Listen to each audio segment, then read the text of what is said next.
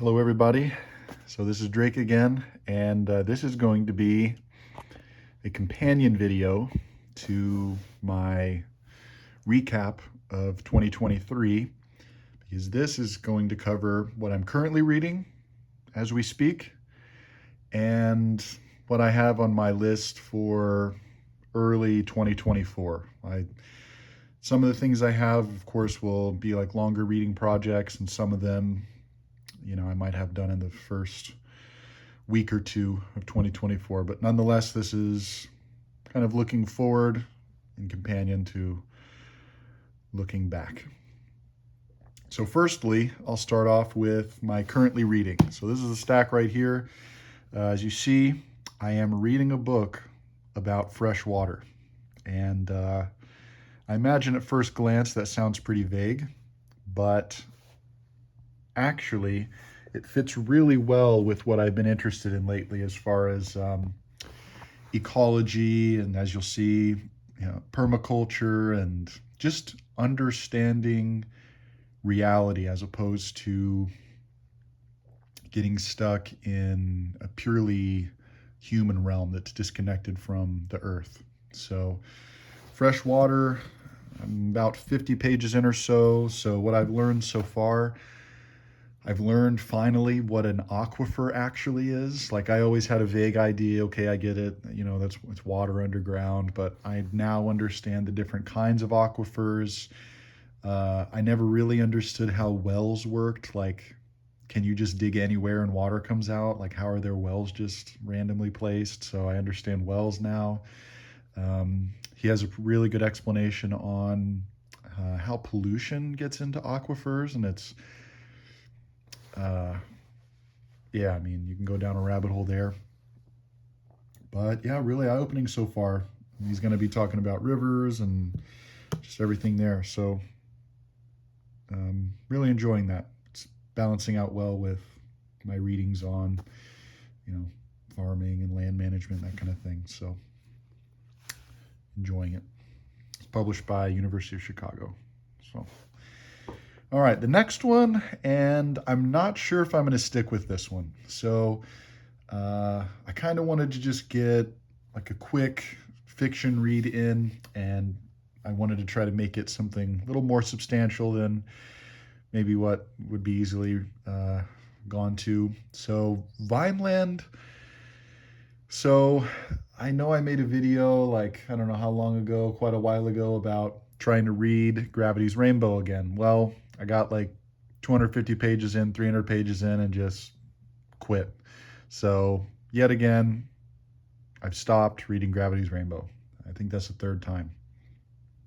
I think it's just not for me. I think I'm just going to have to drop that one for now and maybe go to Mason and Dixon. But Vineland, so it got put in my consciousness because apparently that's what Paul Thomas Anderson's next movie is going to be, is Vineland. And of course, he already did Inherent Vice. But Vineland, as you see on the back, and as I'm reading, I've only just started this in about 35 pages in or so. 1984, on California's fog-hung north coast, the enchanted redwood groves of Vineland County harbor a wild assortment of 60 survivors and refugees from the Nixonian reaction.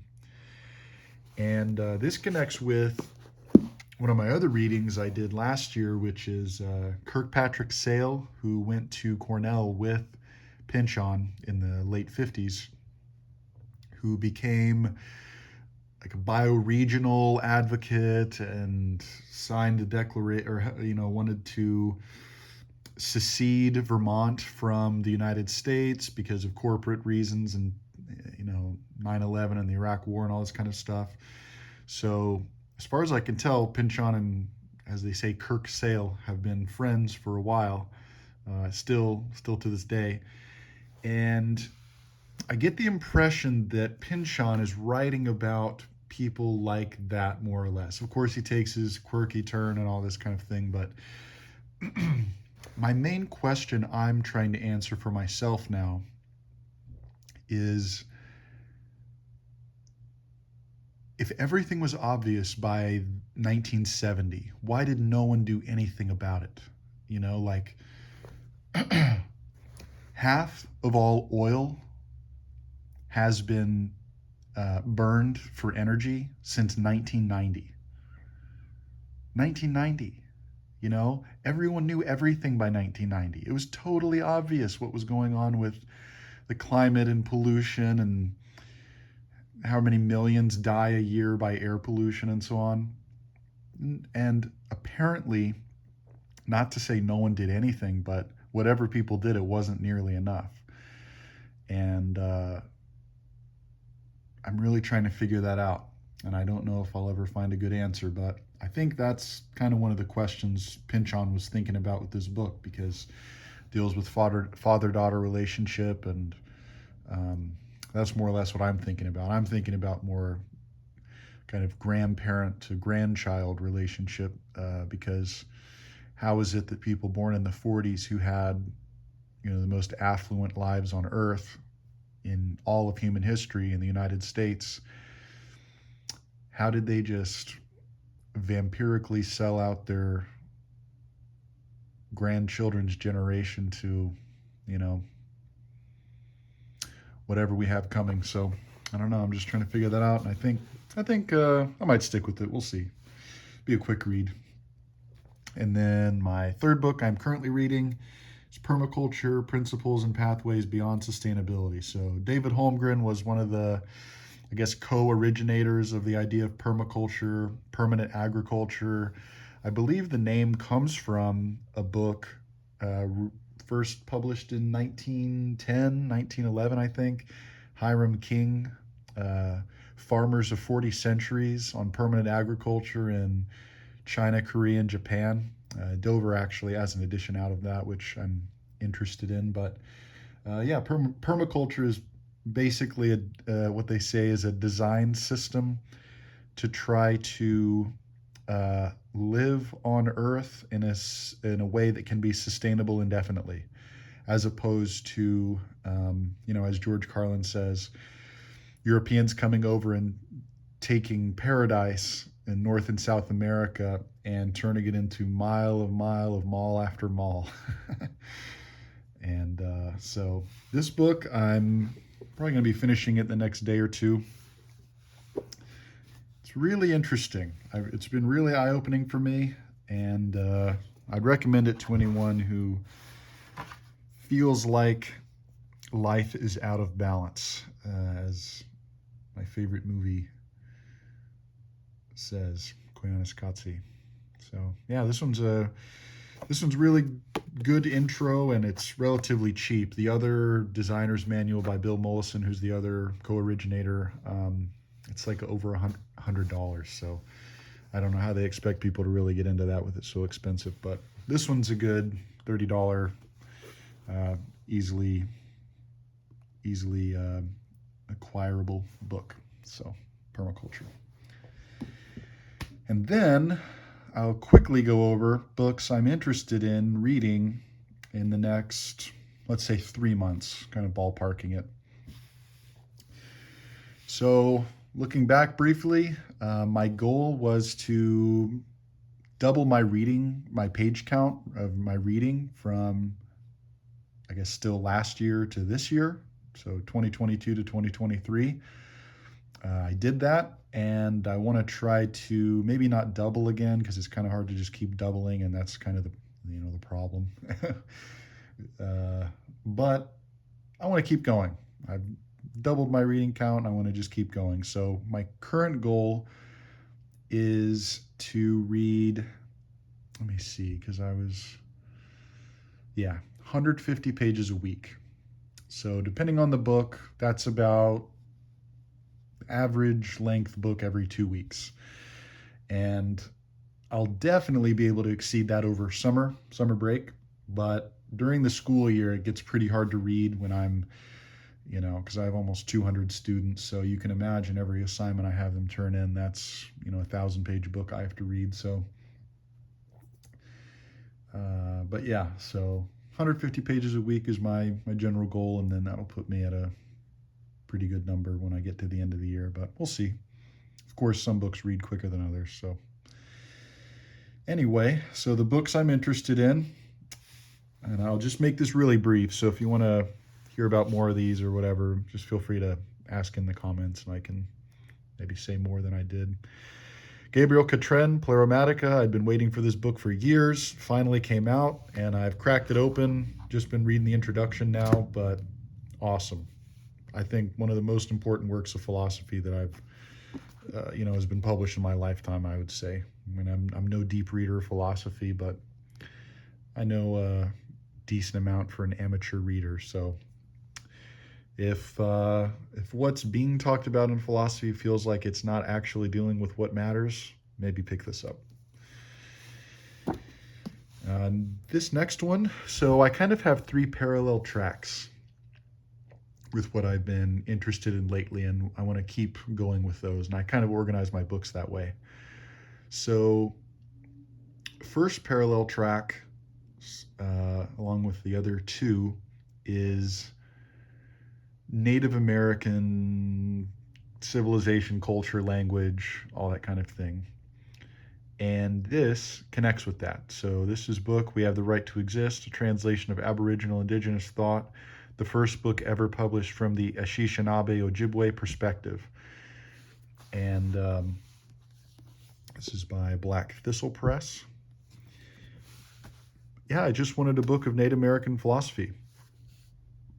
And I didn't want to get something that had an overly ideological, like kind of copy and paste ideological lens. I wanted something free thinking, and I think this is really good. So this is something I'll be working on. I've already read some of it to sample it, and I definitely like it.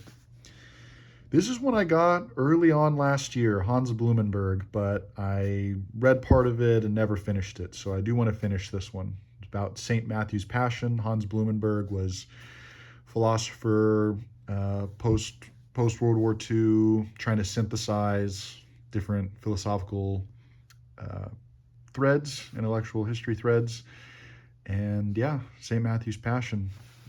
It sounds fascinating. And what I've read so far, I've really liked. So yeah, Native American stuff. Let's continue with that then. So Vine Deloria, if you know anything about Native American studies or really anything like that, Vine Deloria, his name comes up all the time. This is his last book, The World We Used to Live In, Remembering the Powers of the Medicine Men. So this is a collection of, Vine Deloria put this collection together, and it's mostly of excerpts from different ethnographies, autobiographies, oral histories, and just general discussions that Vine Deloria had with so-called medicine men. He says more accurately they would be described as holy ones. And it's as he says, the world we used to live in. It's a totally different way of looking at the world than the dominant and mostly domineering classically Western viewpoint. And yeah, I just think it's really refreshing to see a totally different way of viewing the world. And of course, some of it I'm more amenable to than other parts of it, but nonetheless, it's I think, diversity is a strength.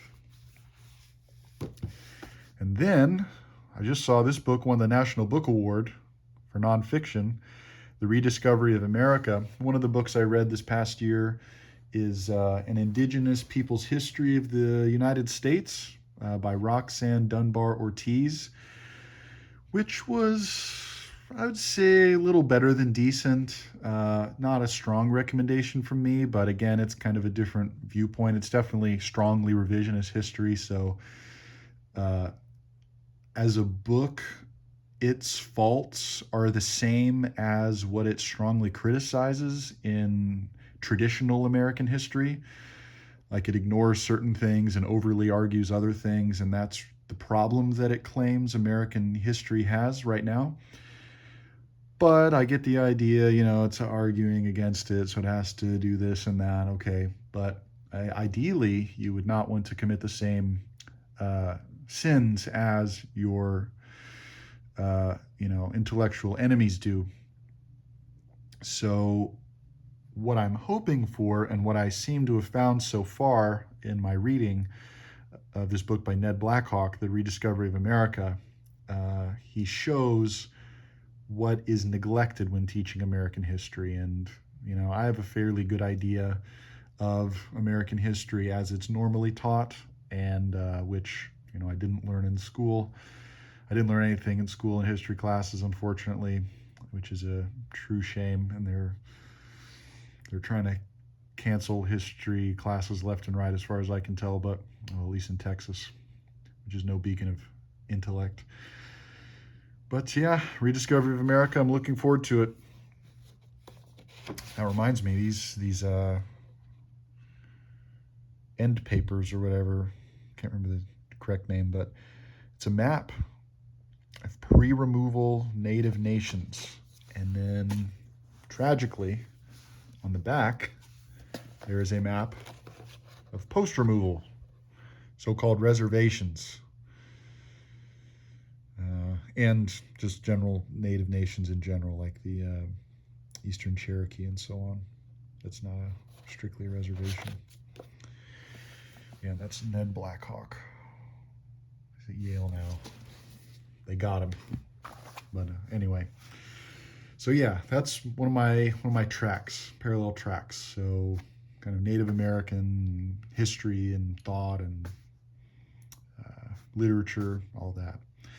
Of course, another strong parallel track, that's probably the main track, that I only have a handful of books to represent it, is Chinese civilization. I've been just so enjoying reading Chinese stuff. Just anything related to Chinese civilization. I've just been devouring it. And like I said, this is just a really small smattering, because it's hard. Like, more or less what I've been doing is I've been building my own anthologies. So what really could be called an anthology of poetry is actually like 15 books I have of selected poems of a bunch of different poets. And I'm more or less trying to build Chinese history in my mind through the poets. So I've started with the oldest work of Chinese poetry, the Book of Songs, translated by Arthur Waley, also known as the Book of Odes. And that's the earliest book of Chinese poetry that comes from the Zhou dynasty, really the earliest meaningful Chinese dynasty. You have the Shang dynasty right before it. And then you get the spring and autumn period. Then you get the Han dynasty. And I have the Songs of the South, as it's translated, by David Hawkes. David Hawkes was a mentor of John Minford. So I guess I'll end that discussion and go to this. The Tao Te Ching. So this is the ancient Chinese book of the Tao. So, of course, Daoism, Taoism is the same, just slightly different ways of pronouncing it.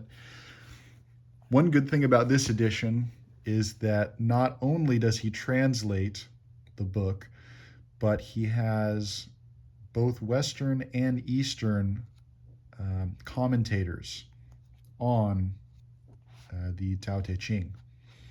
So if you're looking for an edition of the Tao Te Ching, and out of the 500 you're having trouble deciding, I would go with this one, from what I know. And yeah, the Tao that can be spoken is not the true Tao. Penguin Classics Deluxe Edition, John Minford. Another one, nice uplifting book, Tombstone, The Great Chinese Famine, 1958 to 1962. This is one that I dipped into and I want to finish reading pretty early on. I think I might try to finish this in the next week or two. I've already gotten a little ways in, but yeah, the worst famine in human history. 36 million people starved to death because of Mao's egomania. So pretty devastating stuff to read, but I think it's really important to read. One of the most important things in 20th century history. And then another big book that I got from the Harvard University Press holiday sale that I think is still going on, 30% off all books. Imperial China, from the year 900 to 1800. So that covers the Song Dynasty, which was ended by the Mongols. Genghis Khan ended the Song Dynasty, and then you get the Yuan Dynasty. about for 100 years. Then you get the Ming Dynasty, the Qing Dynasty, which ends in 1911. So this ends in the late Qing, right before the Opium Wars. And yeah, F.W. Moat, he taught for, I think, 40 years or something, this material, and he wrote a book about it. And yeah, I just wanted a really expansive book that clears up the huge gaps I have in Chinese history. So this is going to be it. And of course, I have my poets to pair with that. So that's my second, my Native American stuff, Chinese stuff, and then my other parallel track is more or less like permaculture and freshwater. I just got a textbook on geology I want to read. I started growing some herbs on the balcony, and probably going to do a balcony compost bin, start that up in the spring. So yeah, just slowly going here and there. Glossolalia, Marlon Hakla. This is translated from Filipino, Ugly Duckling Press. It's bilingual, and what caught my eye, I picked it up. What in the world is Arno Schmidt doing in the Philippines? You see, for me, art's not one of life's ornaments, a rococo relaxation to be greeted affably after a day of hard work. I'm inverted on this. For me, it's my very breath, the one thing necessary, and all else is excretion and a latrine. From Nobo Daddy's Children. So, Glossolalia, yeah, I think the title represents what it is pretty well.